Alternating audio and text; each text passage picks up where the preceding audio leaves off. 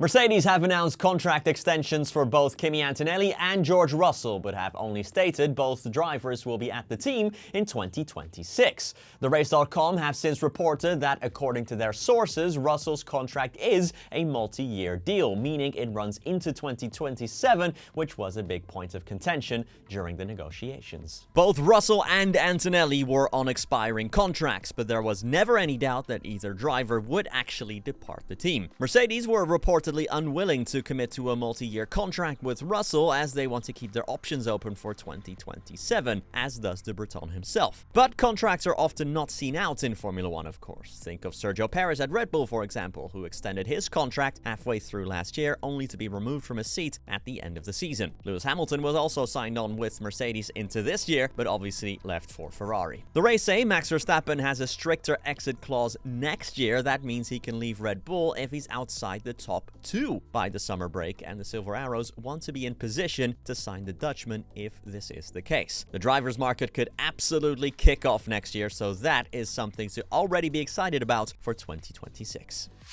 Over to Italy, as Sky Italia have denied the recent rumors that Ferrari chairman John Elkann has been in contact with Christian Horner.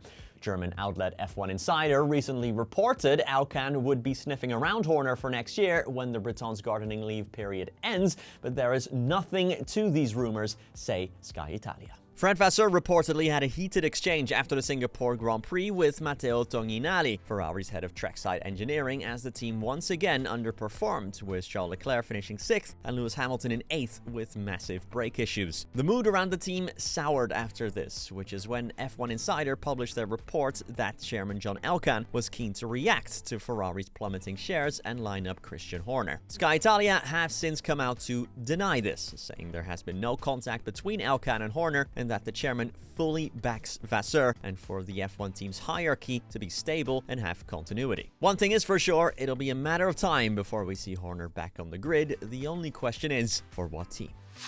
We're just one day out from on-track action at the United States Grand Prix weekend, and boy is there a lot of action at COTA.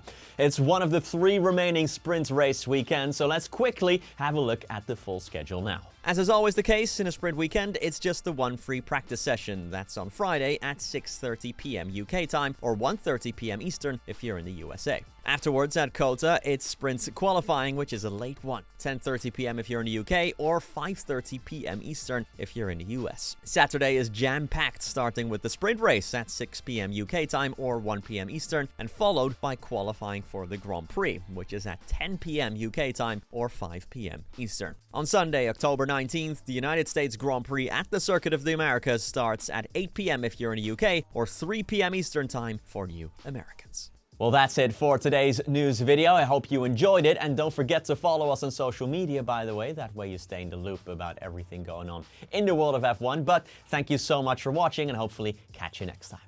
Peace.